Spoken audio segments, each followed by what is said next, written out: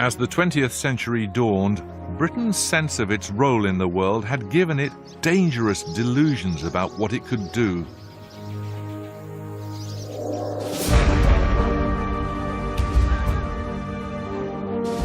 World War and its aftermath would expose these delusions in a merciless fashion.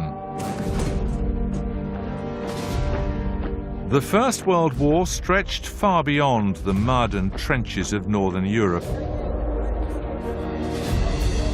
It reached into the streets and deserts of Palestine and the Middle East.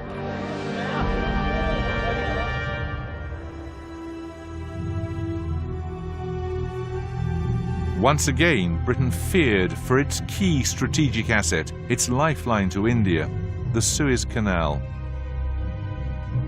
It had to be protected.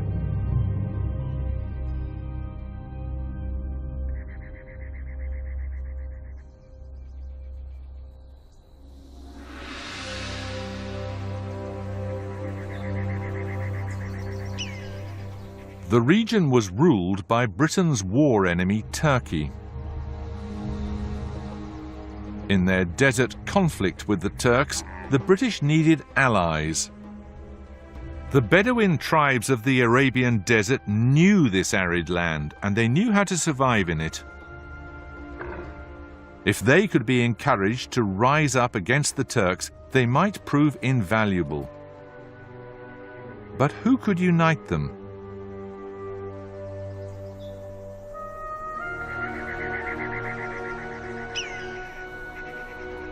This is the edge of the Sinai Desert. It was here that a young man came on a secret mapping mission for the British Army. It was disguised as an archaeology field trip, and it was the beginning of a long love affair with the desert and with the Arab people. That love affair created one of the most romantic figures in the history of the British Empire, Thomas Edward Lawrence, Lawrence of Arabia.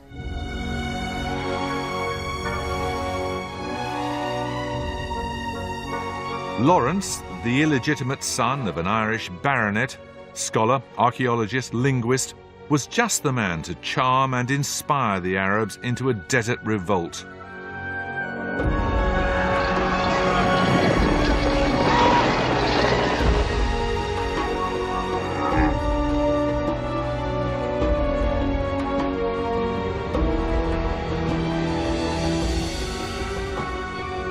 The story of an Englishman leading an exotic army across the desert caught the public's imagination. In contrast to the mud and murder of the Western Front, here was a sweeping campaign fought in blazing sunlight. And here too was a different kind of imperialist. Romantic, idealistic, dashing, and slightly nuts.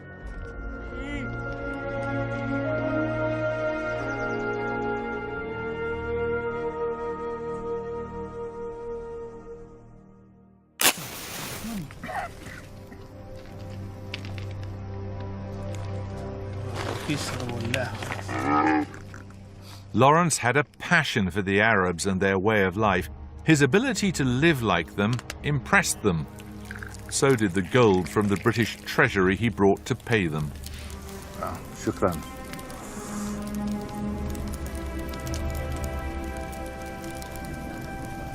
And he gave them something more, a belief in themselves as an Arab nation. As his masters in London had hoped, he coaxed them into fighting with the British, with the promise of their freedom once the war was over. הוא נראה כמו שייך של השייכים, ככה, עם הלבוש הבדואי. Do you think he was a good man? Yeah. Why? איך אומרים? איך אומרים? גבר. לא חשוב מה הכוונה. He was a real man, הוא גבר, לא משנה מה התפקיד שלו, הוא אחד כזה שחשוב. אז אחד כזה אתה נמשך אליו, אתה קורא עליו, אתה רוצה לדעת מי זה האיש הזה. Do you think that the promises that he made were ever kept? שום דבר באזור פה לא, שום הבטחה לא התקיימה. פה באזור. Lawrence promised his Arab fighters freedom from foreign rule. They believed Palestine would be theirs. There would be many more promises made, and just as many broken.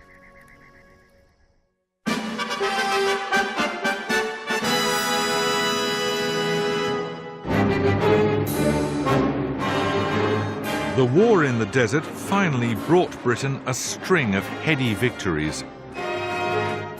Imperial troops from India, Australia and New Zealand, as well as Britain, swept across the region. By the winter of 1917, the ultimate prize was within their grasp. The holy city itself.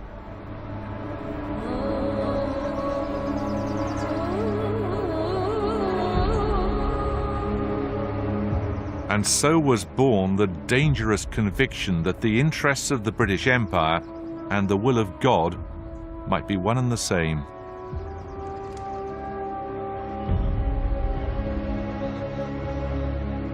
For Christians, Jerusalem was sacred as the site of the Church of the Holy Sepulchre, venerated as the place where Christ's body was laid.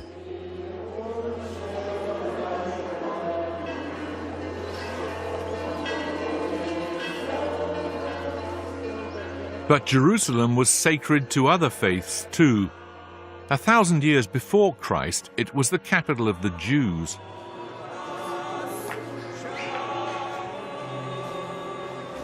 Sharing the city with the Jews in relative peace were the Arabs, for whom Jerusalem was one of the holiest cities in Islam.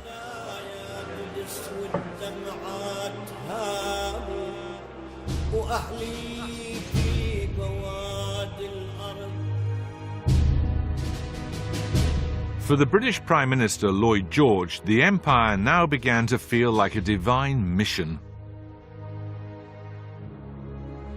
Most British political leaders had been brought up on the Bible. They were steeped in its geography, and as for its history, well, Lloyd George claimed that as a boy he knew the names of the kings of Israel long before he knew the names of the kings of England.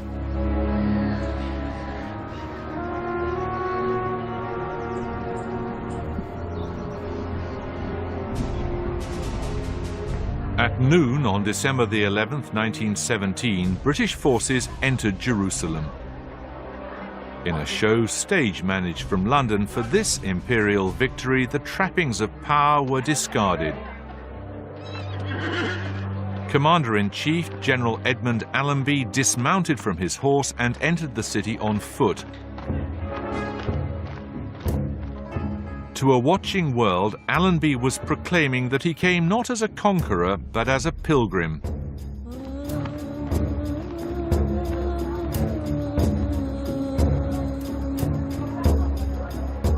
Behind him, in borrowed army uniform, was a jubilant Lawrence. But his joy would prove short-lived. On the walls of the city, Allenby ordered a solemn proclamation from the British government to be read out.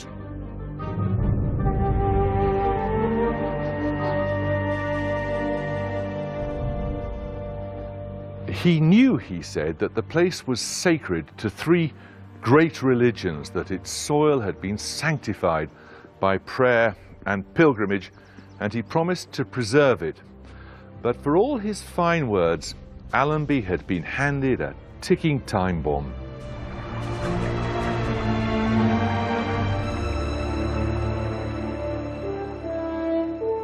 For back in London, the British government had just gone even further.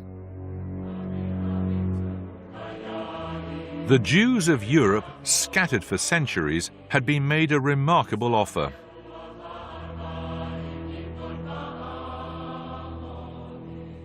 In the Balfour Declaration, the British Foreign Secretary committed Britain to helping the Jews make a home in Palestine.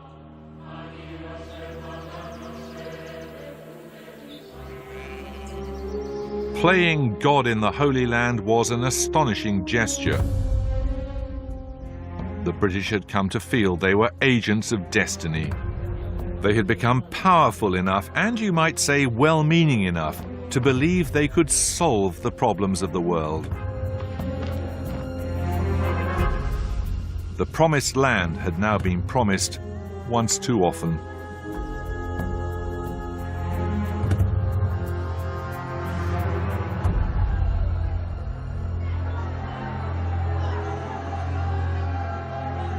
Over the next decade, as more and more Jews arrived in Palestine, tension between them and the Arabs rose. It came to a head at the Wailing Wall in the heart of Old Jerusalem.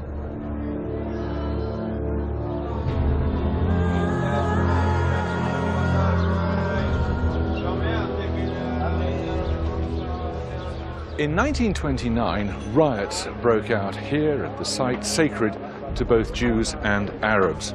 The riots spread, and later Arabs murdered Jews in their homes. The British police were completely outnumbered, and the British authorities decided that from now on, all Arab outrages would be met with real aggression.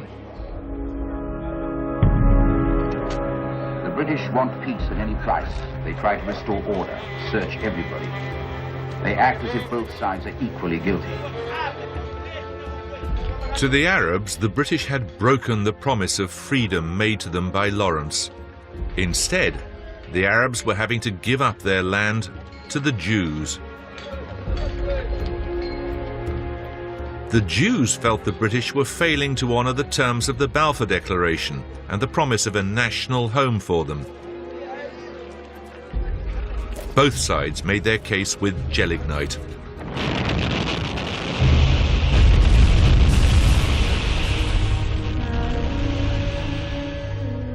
Both sides committed appalling atrocities.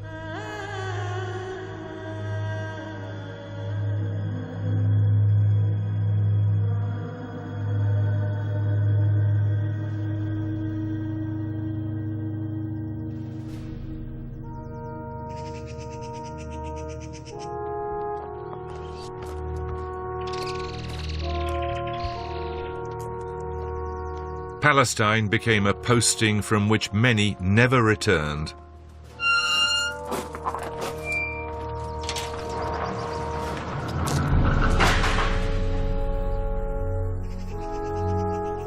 The Protestant cemetery on Mount Zion is full of British graves. Many belong to soldiers, policemen, and civilians who died trying to keep apart two peoples who had previously lived relatively peaceably together.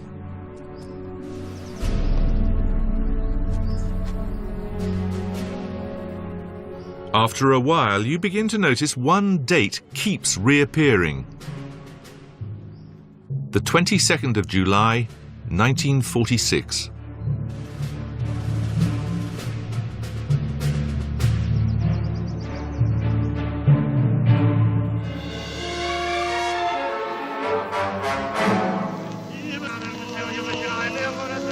It was in the wing on the right of the picture that the terrorists placed their explosive. The hotel housed the British Army headquarters and the Palestine government offices, and casualties were very heavy. 91 people were killed, including 41 Arabs, 28 British, and 17 Jews.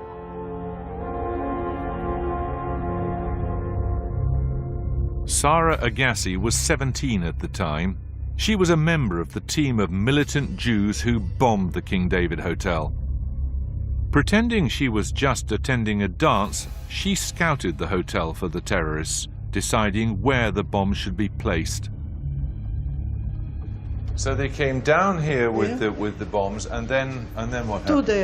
To the place where we not. No, it's not here. There. Through there. Of course. It was open. Do you recognize it? Yeah, of course. We came from here. This was the place that you had been looking at when you came dancing that day? Yes, here. Here was the bar, and here was the orchestra, and all this was very big, and we danced. A lot of chairs and tables, beautifully lamps, and everything was very beautiful. Now, where were the bombs put? Into this columns. This is one of the columns that supports the whole hotel, I guess. Yes, or yes. this corner of It's that. not one. 1, 2, 3, but 4, 5. 5 columns, 5 bombs.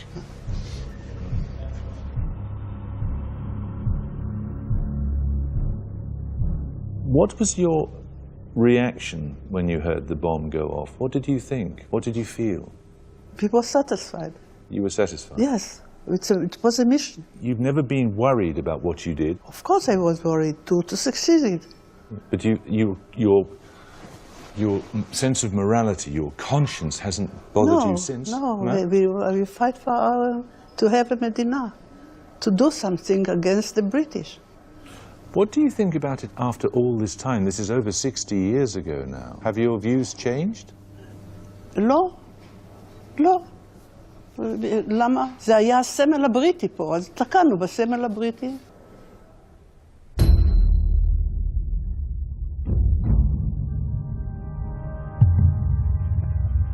Do you not feel any thanks at all to the British? I mean, without the Balfour Declaration, there would have been no Jewish homeland in this part of the world. זה גם היה האינטרס של ממשלת הוד מלכותה להיות פה שליטים. Sure. The motive is neither here nor there. I mean, whatever the motive was, do you not think that the Balfour Declaration, the right of the Jews to have a homeland in Palestine, It was a good start. that was a good thing, wasn't it? Yes. And are you not grateful for the British for that? אפשר להגיד תודה, זה לא בעיה.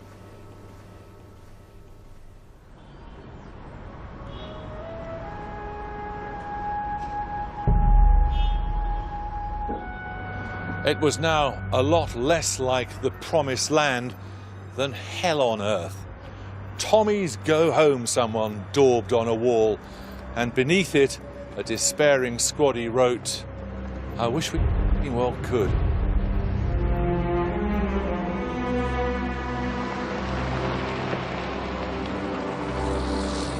What Lawrence called the British love of policing other men's muddles had proved a disaster.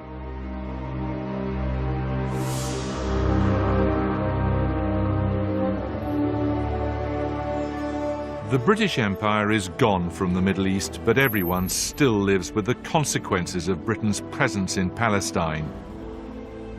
Divided peoples and a divided land.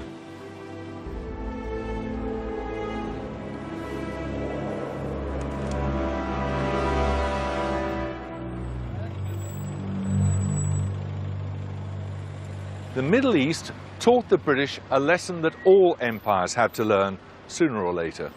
That though you may begin with ambition and come to believe you'll last forever, one day you will have a head-on collision with reality.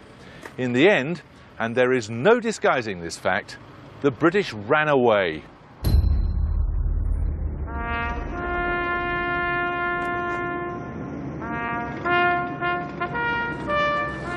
It was May 1948.